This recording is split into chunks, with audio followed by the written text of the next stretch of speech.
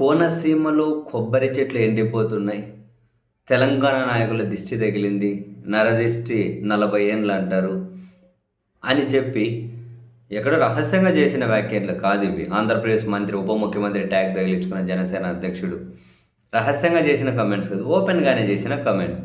తెలంగాణ నాయకుల దిష్టి తగిలింది, నరదృష్టి 40 ఏండ్లు అంటారా, ఇది కూడా అట్లాంటిదే అని చెప్పి, అరే నీ పాసుగులు మీరు ఎవరి దగ్గర కన్నా పోయి నీ దిష్టి తగిలింది, నాకు రోగం వచ్చింది, నీ దిష్టి తగిలింది, నాకు ఇదైంది, నీ దిష్టి కళ్ళు పడ్డాయి, నాకు ఇదైతాయి అని చెప్పి ఎవరికైనా చెప్పి చూడండి ఎవరికైనా ఊరుకుంటారా?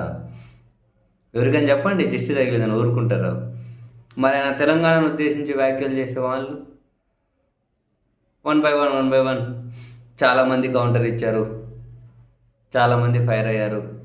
చివరికి సినిమాటోగ్రఫీ మంత్రిగా ఉన్నటువంటి మినిస్టర్ కోమటిరెడ్డి వెంకటరెడ్డి గారు అఫీషియల్గానే మంత్రిగా సినిమాటోగ్రఫీ మినిస్టర్గా చెబుతున్నా, క్షమాపణలు చెప్పకపోతే నీది 1-2 రోజులు ఇక్కడ సినిమా ఆడేదేమో, ఈసారి నీది రిలీజ్ కూడా కాదు అని చెప్పేశారు. చాలామంది సీనియర్ నేతలందరూ కూడా తీవ్రంగానే స్పందించారు. సో వీళ్ళ స్పందనకు రిప్లైగాను లేకపోతే మరేమో తెలియదు కానీ రాత్రి జనసేన పార్టీ నుంచి 2 లైన్లు లెటర్ హెడ్లో ఒక ప్రకటన వచ్చింది. ఎవరిదైనా పుట్టినరోజులన్నా అయితే ఒక 7-8 లైన్లు రాస్తారేమో అది లెటర్ హెడ్లో, కానీ దీనికి మాత్రం 2 లైన్లు రాసుకుంటూ వచ్చారు. ఏమని? రైతుల సమావేశంలో ఆయన చేసే కోనసీమలో రైతుల సమావేశంలో ఉప ముఖ్యమంత్రి చేసిన వ్యాఖ్యలంట వక్రీకరింపబడ్డాయట, వాటిని వక్రీకరించకండి, అంతే. ఇంకా 2 లైన్లు. వక్రీకరణ ఏంటో అర్థం కాలే. ఓపెన్గా చేసిన కమెంట్సే కదా ఇవి, ఓపెన్గా మాట్లాడిన మాటలే కదా. మరి ఇంక వక్రీకరణ అంటే ఏంటి దీని అర్థం?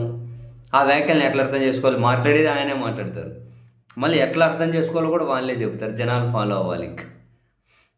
అంటే దీని ఇది చూసి అర్థమైంది, క్షమాపణ లేదు, గిమాపణ లేదు, మా మాటలు వక్రీకరింపబడుతున్నాయి అని చెప్పి చాలా హార్స్గానే 2 లైన్లు రాసి అట్లా వదిలేసినట్టుంది.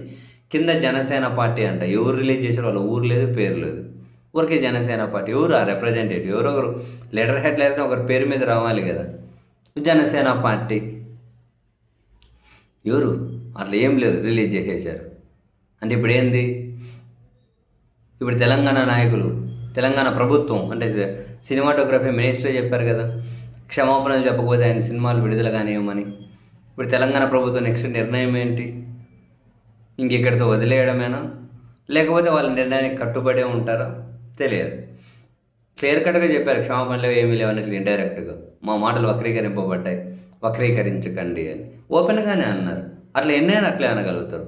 33,000 మంది అమ్మాయిల్ని వాలంటీర్లు అమ్మేశారు అని చెప్పి వక్రీకరించకండి అంటారు.